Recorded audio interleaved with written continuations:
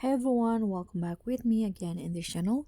On today's video, I'm going to show you how you can resize your videos and make the objects on the video still on the frame.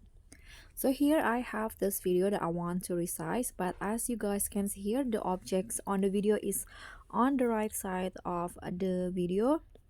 So what you need to do is just use the auto reframe so that the objects will still be there when I resize it. So here, click on the video and swipe on the menu here at the bottom.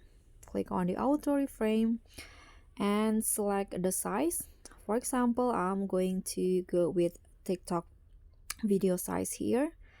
And now you can see CapCut will reframe the video, but it will also detect the object, so it will reframe on this part. So just click on this check icon, and after that go to the aspect ratio and choose the same format like this. And that's it. So thank you so much for watching. Don't forget to like, comment, and subscribe. Also click on the thanks. Bye.